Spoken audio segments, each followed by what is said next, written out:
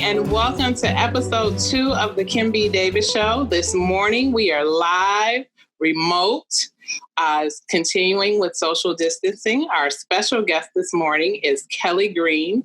He is author, blogger, and philosopher. Good morning, Kelly Greene. How are you? Hi, good morning, Kim. How are you doing this morning? Great. Thank you for joining us today. Glad to be here. I'm glad you're here. So, of course, because we are in the midst of COVID-19 and we're practicing social distancing, trying to do all of these things with remotely and with technology, how are you faring during this time? As an asthmatic, it's a pretty scary time. You know, having asthma and this COVID-19 targets the lungs and everything. It's pretty scary, but I've been quarantining. I've been social distancing myself. I go out only if necessary. Mm-hmm. So as long as I'm doing that, I'm pretty much okay. It's just dealing with the loss. I lost a couple of good friends. My girlfriend, she lost people near and dear to us. So we're just trying to come together and weather the storm.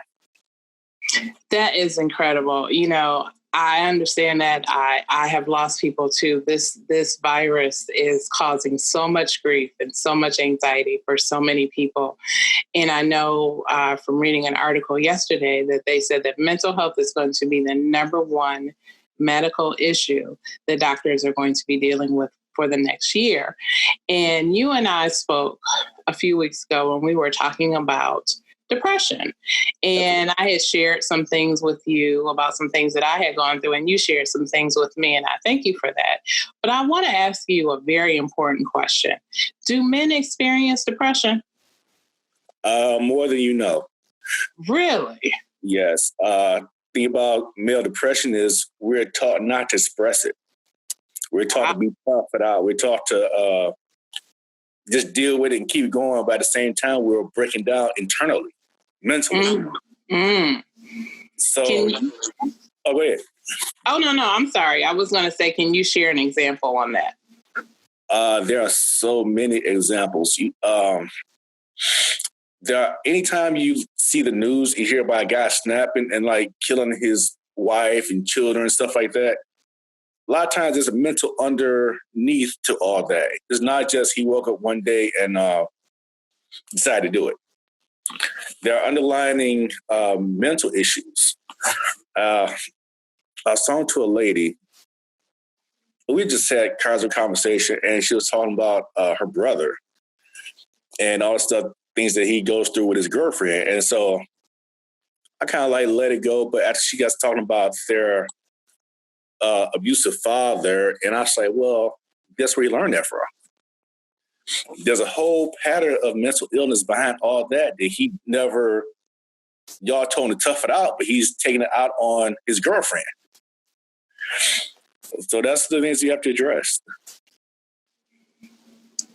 That's a difficult road to travel. I mean, we're talking about learned behaviors that many people experience. You're talking about seeing relationships in front of you that may fall apart and sort of frame the way that you interact with the world, your own personal experiences. Do you have a personal experience where you experienced depression? I think most of my divorce, I was towards the end of my divorce, I was very depressed. And think about it, I wasn't getting the reinforcement at home from it. It was just deal with it on my own. Even though I was married, I was pretty much dealing with it on my own and being ignored. So I think those were really dark days. And then after my divorce, actually a year ago, this past March, I had broke my toe and was off work. I was in a very low place. But you have to, I think for me, it was more or less recognizing I was in a dark place and want to work my way out of it. But when you're in a dark place and that depression, it's rough because people expect men to just tough it out, be tough, and work it out. But we're suffering on the inside. So being tough and working out, it's a very big road. And it took me a couple of years to get through it. Wow. Are you feeling like you're on the other side of it now? Oh, absolutely. What was important to me is I got therapy. But it wasn't until I met my girlfriend now that I realized I needed real therapy. Because I had been trying to tough it out. I was trying to tough it out, but making mistakes at the same time. And I was like entertaining people I shouldn't entertain. I was kind of doing things out of trying to self-help myself.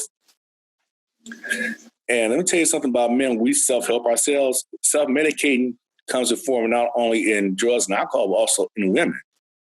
Mm-hmm.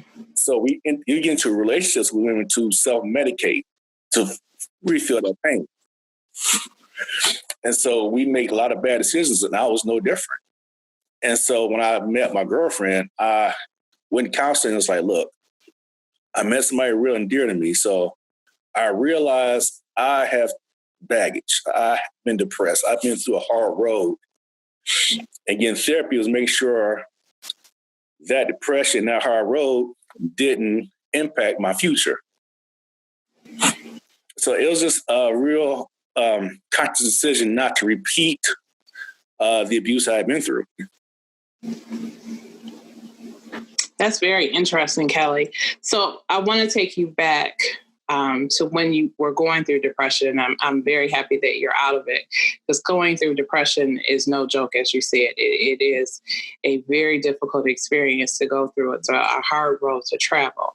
However, when you were in that depression, did you know you were depressed? Did you just think that you were in a funk? Did you just think you were sad? Did you just think you were angry? Or like a lot of people, oh, you just need to get over it, or you need to pray it away. Did you have any of those thoughts or feelings? My thing was I was just in a funk and down. Mm-hmm. My weight had ballooned up. Actually, I was like about 30 or 40 pounds heavier than I am now, just eating, low movement. Think about it, I would have a succession of funk days. And it's all right to have one day in a funk, or a week later you might be another funk, but when you got consecutive funk days, you're in depression. Mm-hmm. And think about it, when you're in consecutive funk days, you get comfortable in it. So now you're used to being depressed.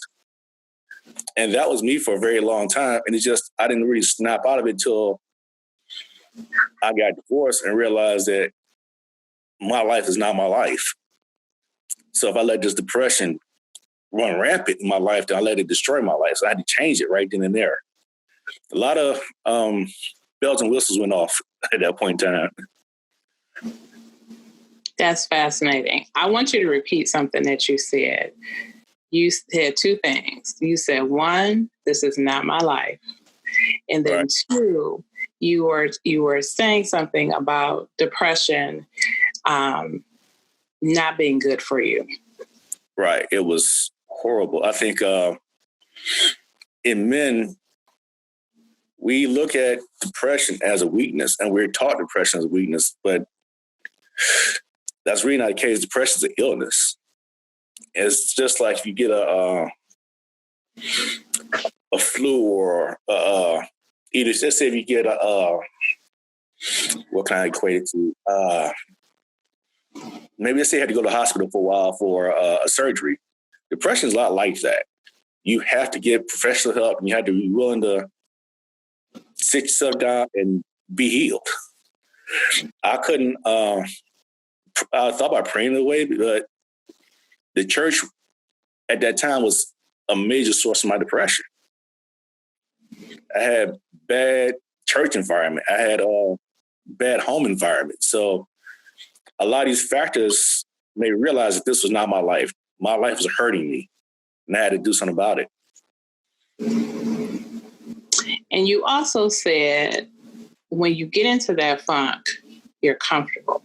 You get comfortable with depression. Can you talk a little bit more about what that comfort level of depression is? Because I understand it. Yeah. But I don't know if our listeners will. Think about it. And I know how is it for women, but for men, we're so taught to pray it out, tough it out, that you accept things as they are. So it become a comfort level. That's your way of dealing with your depression. You've weave it into your daily routine. So, and for men, your daily routine could be drinking. The daily, as a part of depression, daily routine could be eating excessively. You know, you have really unhealthy habits. A lot of times what men don't realize, erectile dysfunction is a sign of depression. And I didn't know that. Yes. Your really a man's confidence, when that's shattered, it's not only mental, it's also physical. And erectile dysfunction is a result of that mental confidence being broken. And that's like a good sign, and we're not picking up on that. We're thinking erectile dysfunction, get a pill, get at it. Mm-hmm. Sometimes you don't need a pill. You just need to sit down and talk to somebody and really address your internal depression. That's interesting, Kelly. I would have never thought that. And, you know, erectile dysfunction is a huge problem with men. And so now, you know, when you hear that, especially when you get people that come out as spokespeople, and I know there were a couple prominent people that came out and were promoting the pill, the little blue pill, Viagra. Now I wonder if that was a self-confidence issue, if it's something dealing with depression, or if it was more health related. But you touched on something when you talk about society and how boys are raised. Can you talk about some things that you were taught, that you learned when you were going through your depression, that challenged those thoughts? Well, think about it. As a boy, my grandfather, when I go down Mississippi and I go to my grandparents' house, my grandfather walked me around the entire house, walked me around the entire property, and he said, "None of this is mine. This is all your grandma's. I just work for her. You know, this is hers. You know, this is what I provide." I was like, okay, great. You know, I thought this was supposed to be, you know, how it's supposed to be. Fast forward many years later, and I get married. So in my mind, provide, yeah. So in my mind, this house is not mine. It's my wife. This for me is for her, to provide for her. But during my marriage, I didn't realize this is being different day and time. And just because I do that does not mean that she was going to reciprocate that, you know what I'm saying, that she made my life happy. She must say, okay, he's doing this and boom, I got it. And so that challenged my idea of how marriage is supposed to be. And when that collapsed, my personal ideas on how marriage was collapsed. So right there, so the whole of my marriage I had to read in my mind or redo. So that really put me down. And as a man, we are taught that your wife is your main primary responsibility. But when that responsibility is not healthy to you, we don't know how to deal with it. Ergo, depression. Mm-hmm. Yeah, that's absolutely true. And I think for women, we talk about it more because we tell women that, you know, if your husband isn't doing this, that he doesn't love you, that if he's not faithful or he's not working and paying the bills, all of that, then you need to leave and find someone else. But that is interesting because we don't have that same conversation for men. Men are taught to stick it out. Right. What would you say now that you've been down this journey to your younger self that you did not know before, that you learned on this road? Well, my younger, it's thinking about it's catch-22 in that. You know, we want to go back and not kind of like educate myself, younger self, on being more adherent to what I am personally. I think we as men, we are taught a certain way of living, but we don't, explore our own way of living. We're not taught to be individuals and embrace our individuality, but we are more or less, you're supposed to be a husband, father, bam, But over a period of time, you kind of, you got to figure your own way out. So I could go back to my younger self and say, yeah, you avoid this person, be better at evaluating somebody's character, whatever the case may be. But at the same time, going through this depression and a failed marriage kind of made me a little bit better as far as I can help younger people. My best friend Fia Holland says our story is not our own. And so even being on your show, this is me telling my story to help those younger men. So I don't want to go back to talk to my younger self. I want to talk to all my younger selves out there. Thank you for sharing that, Kelly. That is absolutely the truth. It is always about sharing our stories. Our story should be a testimony to other people on how not to do something or how to do it or to do it better and to not suffer some of the things that we've gone through. Absolutely. Do you speak to different groups of men on topics of depression and other things like this? No, I haven't. That's something I really want to get into after this COVID-19. That's kind of really been on my heart to do because I did not go through this to just, okay, I went through it and go about my business. I have to be there for guys now, and being on your show is really my first foray into this, I thank you for that because I wanted to do this. I think I went through this to be a speaker to other men because we don't have that and part of my healing, if I just go there for a hot minute, part of my healing was looking at women help each other. We don't have that kind of support system. Like Berhanda Williams has a fantastic program for women, and of course, Fiat Williams has a Get Naked move where women kind of tell their stories, There's all these helpful things that women do to heal themselves, but we don't have that as men. So if it's up to me to start putting those emotions, then I want to accept that. That's awesome, Kelly. And I know about Fia Hollins because I was part of her Get Naked special. And I talked about my battle with postpartum depression and motherhood because I went through a serious battle where I sat in my therapist's office and I cried and said, I hated being a mother. I must be a horrible person. And my therapist told me, you're tired. You've been through a lot. You need to give yourself a break. And I think that depression universally, no matter what you are, whether you're a man or a woman, and you're struggling, the struggles may be different, but the pain is the same. The aloneness is the same. The feeling of not being connected, that desire to want to feel better, but you don't quite understand what's going on with you.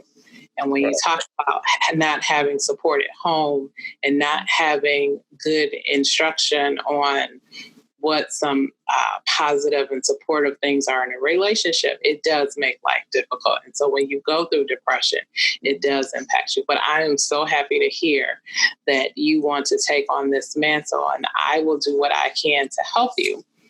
But having said that, we're going to take a break, Kelly, but don't go away because we are still talking about overcoming depression from the male side.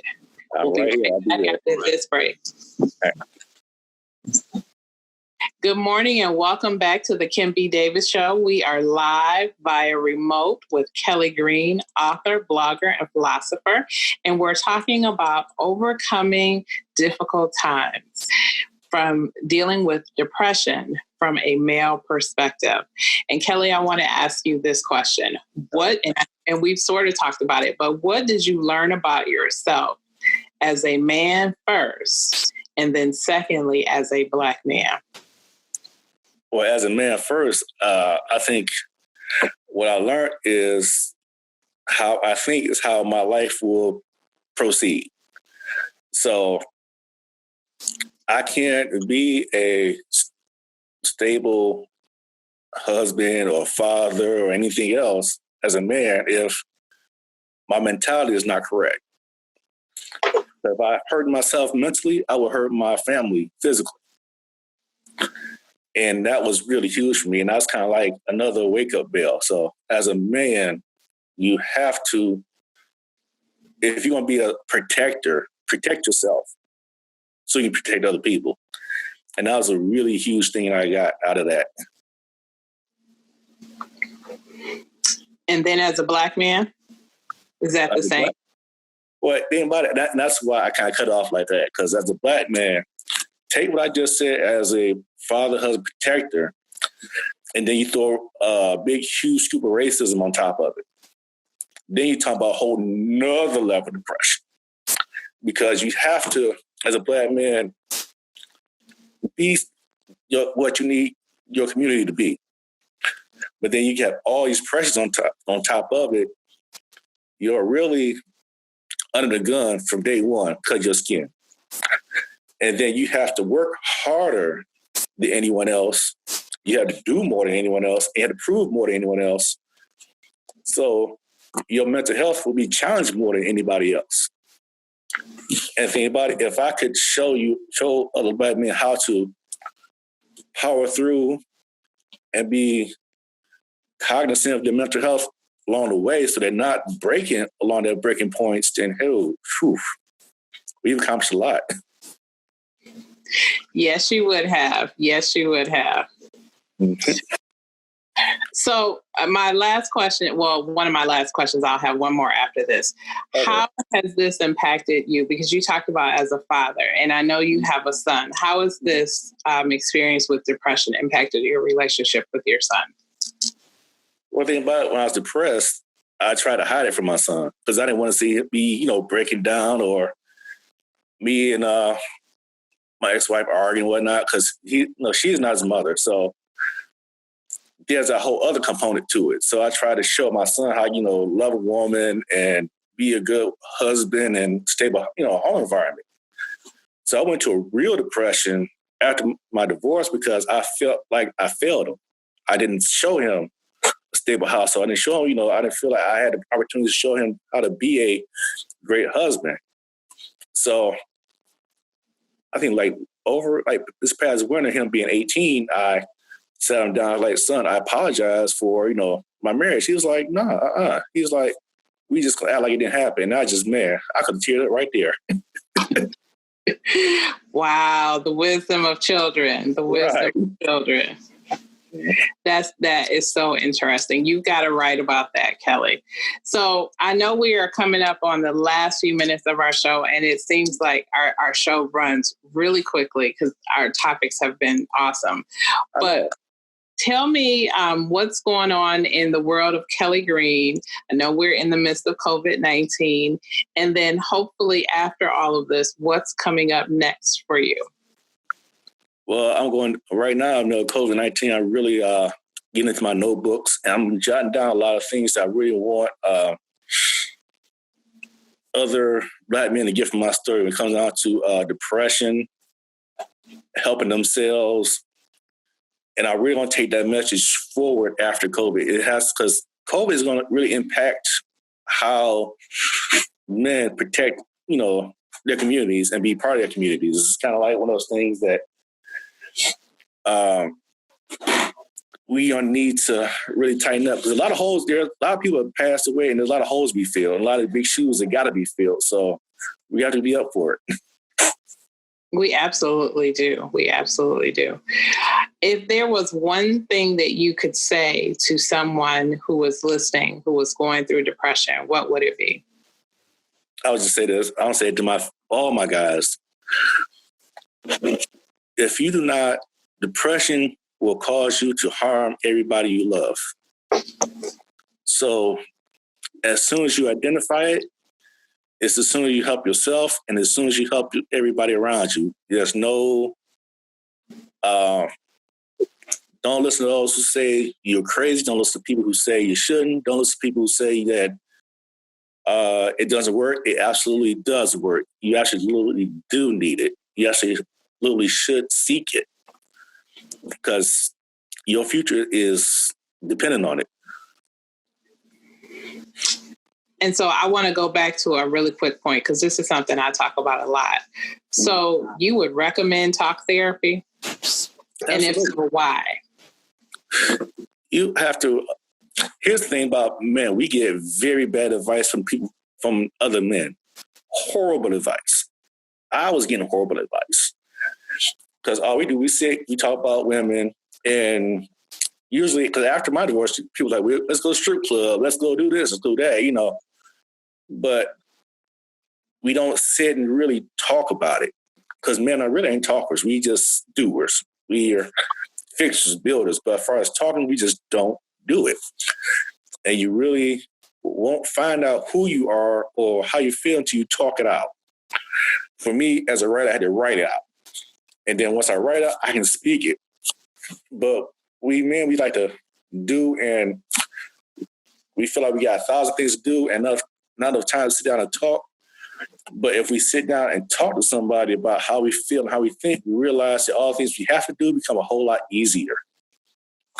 We start to enjoy those things more. And things that we don't enjoy, things that cause us pain, we can address and get rid of.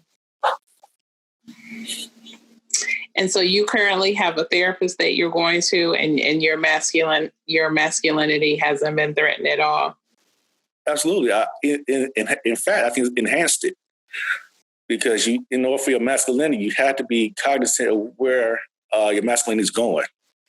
You don't want to be toxic. You don't want to, like, I went through, my divorce is very verbal. My ex-wife is very verbally and mentally abusive.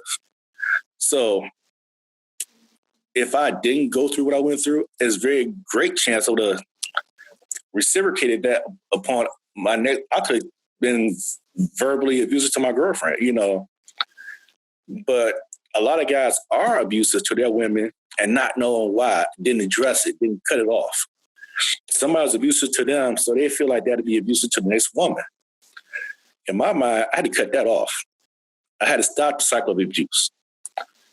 That's why, where I went to therapy, because I saw it coming. Depression makes you unhappy, and unhappiness makes you abusive. That's a great answer. You know, when you talk about going through depression and taking that same action out on the next person, women are very good at talking about that and looking for red flags that we see in men. I don't know if men necessarily see it in themselves or in other women. I know that men are abused verbally and physically. I know I did an interview with Dr. Sabrina Jackson a couple of years ago, and we were talking about men that were abused, and a guy called in and talked about his best friend who had been killed by a woman who was abusing him, but he would not leave because of the children. So I think it's very important that you mention that you talk about the importance of talk therapy, and that you have to take your own mental health in your hands. Would you agree? Absolutely. Absolutely. And the thing about it, men being abused goes to the whole therapy and depression debate, because we're told we don't need therapy and depression, overcome it.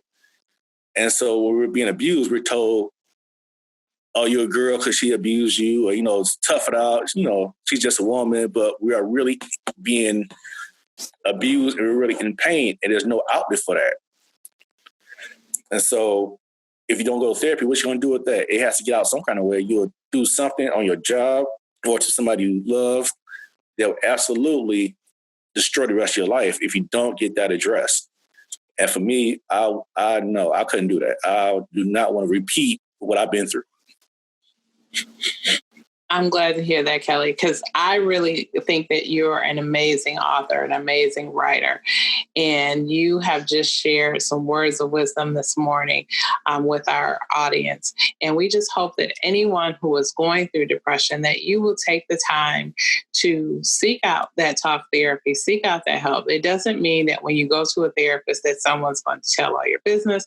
It doesn't mean that they're going to report you. It doesn't even mean that they're going to write you a script for medication. A lot of times we just need to talk and feel connected, where we can share our vulnerabilities, our concerns, our issues, our fears with someone who is not known to us, who can look at us and tell us based on some professional things that they have learned in school that will help us and guide us through this process.